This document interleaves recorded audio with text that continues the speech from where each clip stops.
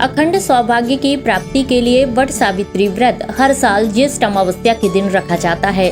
हिंदू धर्म में इस व्रत का विशेष महत्व है। संस्कारधानी में सुहागिन महिलाओं के द्वारा आज वट सावित्री व्रत रखते हुए वट वृक्ष के नीचे पूजन अर्चन किया गया। धार्मिक मान्यता के अनुसार ज्येष्ठ अमावस्या के दिन ही सावित्री ने अपने पति सत्यवान के प्राण यमराज से बचाए थे, इसलिए इस दिन वट सावित्री पूजा की जाती है। अपने पति के प्राण यमराज से वापस लेने वाली देवी सावित्री भारतीय संस्कृति में संकल्प और साहस का प्रतीक है। यमराज के सामने खड़े होने का साहस करने वाली सावित्री की पौराणिक कथा भारतीय संस्कृति का अभिन्न हिस्सा रही है। सावित्री के दृढ़ संकल्प का ही उत्सव है वट सावित्री व्रत। इस व्रत के महत्व को देखते हुए संस्कारधानी में सुहागिन महिलाओं ने वट सावित्री व्रत रखा और 16 श्रृंगार करके वट वृक्ष के नीचे विधि विधान से पूजन अर्चन करते हुए वट वृक्ष में रक्षा सूत्र बांधा और सावित्री एवं सत्यवान की कथा सुनी। इस दिन वट वृक्ष की पूजा का विशेष महत्व होता है। ऐसी मान्यता है कि वट वृक्ष में साक्षात ब्रह्मा, विष्णु और महेश का वास होता है।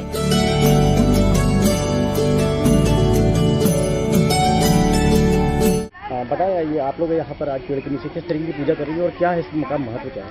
ये हम लोग वट सावित्री की पूजा के लिए यहाँ पर एकत्रित हुए हैं और हम लोग अपने पति की दीर्घायु के लिए कामना करते हैं। यहाँ पर हम लोग पूजा करते हैं वट के नीचे और फल चढ़ाते हैं और फल चढ़ा के धूप दीप नैवेद्य चढ़ाकर पूजा करते हैं।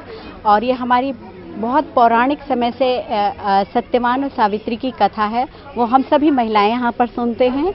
और जैसे सावित्री के पति को दीर्घायु प्राप्त हुई इस व्रत के करने से, वैसे ही हम महिलाएं ये व्रत करते हैं और सबके लिए कामना करते हैं कि सभी के पति दीर्घायु हों। बस अपने पति की कामना। जैसा देखा जा रहा है कि युवा पीढ़ी और आज की नई जनरेशन इन सब परंपराओं को भूलती है। हाँ, ये मैंने भी देखा है कि जो युवा पीढ़ी है वो इन सब चीज़ों को इग्नोर कर रही है। और आज के ये तो हम लोग उनके सामने बच्चों को इसलिए लाते हैं, बच्चे भी खड़े हुए हैं कि बच्चे भी इस कल्चर को आगे बढ़ाएं और इन मान्यताओं से और उससे अपनी जीवन की रक्षा करें। तो ये हमारे लिए बहुत ही अच्छा होगा, सभी के लिए।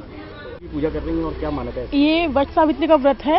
हमारे हिंदू समाज में पूर्व काल से इस व्रत को प्रत्येक सुहागिन महिला करती है। वट वृक्ष में एक लंबी आयु तक का वृक्ष होता है जिसमें बहुत लंबा जीवन होता है। हम भी अपने पतियों की लंबी आयु के लिए, उनके स्वास्थ्य के लिए तथा उनकी तरक्की के लिए हम सभी महिलाएं, सुहागिन महिलाएं इस दिन वट वृक्ष की पूजा करती हैं तथा भगवान से अपने सुहाग की लंबी आयु के लिए प्रार्थना करते हैं। ये हमारा बहुत पुराना त्यौहार है। आज की पीढ़ी अभी चल रहा है, अभी सब मानते हैं। आगे की पीढ़ी के लिए हम महिलाएं ये संदेश देना चाहते हैं कि प्रत्येक सुहागिन महिला को वट वृक्ष की पूजा करनी चाहिए तथा अपने पुराने रीति रिवाजों को, मान्यताओं को, परंपराओं को इसी तरह आगे की पीढ़ी में बढ़ाते रहना चाहिए। आप लोग ये काफी समय से पूजा कर रही हैं। हाँ, इसमें क्या क्या भोग लगता है, क्या चढ़ाया जाता है और क्या है?